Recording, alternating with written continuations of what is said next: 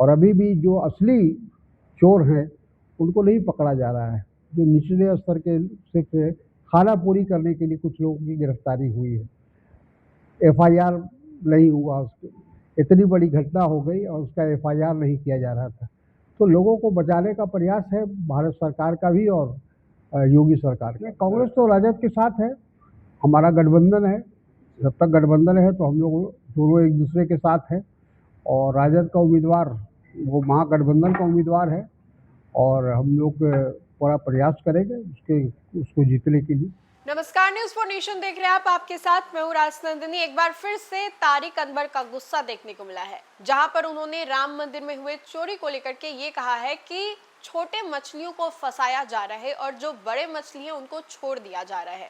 आपको मालूम होगा कि राम मंदिर में हुए चोरी को लेकर के अब जो ये विवाद है वो और भी ज्यादा बढ़ता जा रहा है। अलग अलग जो नाम है और खुलासे हैं वो लगातार सामने आते रह रहे हैं। इसी कड़ी में तारिक अनवर ने बड़ा बयान दिया है और कहा है कि जो बड़े लोग हैं उनको बचाने की कोशिश की जा रही है और जो छोटे लोग हैं उनको फंसाया जा रहा है। आइए हम आपको सबसे पहले सुनाते क्या कुछ कह रहे हैं तारिक अनवर। देखिए, ये तो एक राष्ट्रीय समस्या हो गई। अभी तो बहुत सारे मंदिरों की खबर आ रही है। बहुत जगह जो जहाँ लोग जाते हैं श्रद्धा से और आस्था है लोगों को, तो उन जगहों से भी ये शिकायतें आना शुरू हो गई हैं। तो दुखद है, अफ़सोस की बात है कि सब लोग जानते हैं कि श्री राम जी पर लोगों की कितनी आस्था है पूरे देश के अंदर। करोड़ों लोग, सिर्फ हिंदुस्तान में नहीं, हिंदुस्तान के बाहर भी जो लोग हैं वो राम जी पर उनकी आस्था है, राम जी की वो पूरी पूजा करते हैं।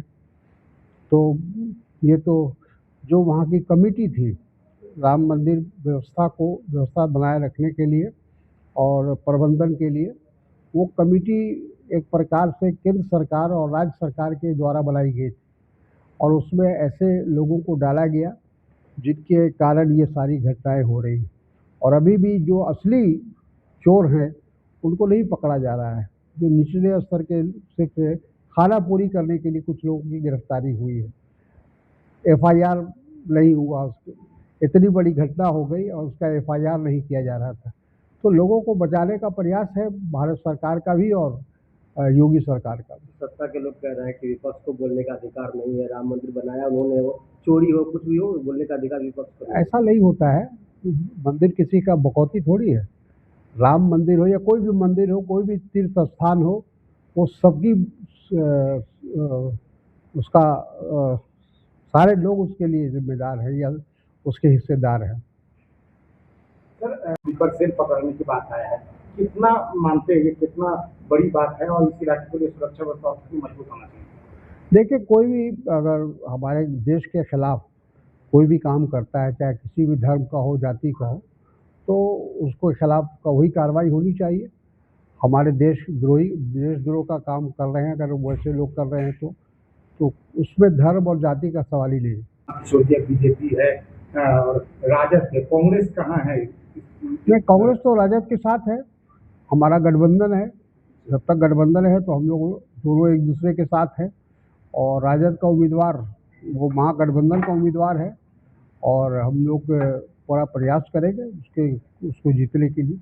आपने सुना तारिक अनवर ने क्या कुछ कहा। अब ऐसे में आपको बताएं तो इन्होंने सिर्फ राम मंदिर के बारे में ही नहीं बल्कि अन्य राजनीतिक मुद्दों के बारे में भी कहा है, जहां पर उन्होंने कहा है कि विपक्ष को बोलने का कोई अधिकार नहीं है और मंदिर किसी की बपौती नहीं है। उन्होंने इस मामले में कहा है कि कमजोर जो लोग हैं उनके ऊपर कार्रवाई हो रहा है, जबकि इससे जुड़े बड़े लोगों तक जांच पहुंच भी नहीं पा रही है।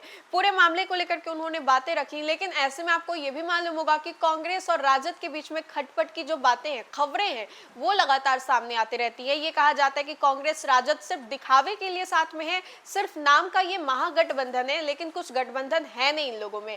ऐसे में तारिक अनवर ने कहा है कि ऐसा नहीं है, हम लोग साथ में हैं। और अगर ये रेखा गुप्ता जो आरजेडी की प्रत्याशी बांकीपुर से है, तो ये सिर्फ आरजेडी की ही नहीं है बल्कि पूरे महागठबंधन की प्रत्याशी है। इन सब चीजों को लेकर के तारिक अनवर का क्या कुछ कहना था हमने आपको अच्छे से सुनाया। फिलहाल के लिए खबर में इतना ही। खबरों का सिलसिला लगातार जारी रहेगा। तब तक के लिए बहुत बहुत शुक्रिया।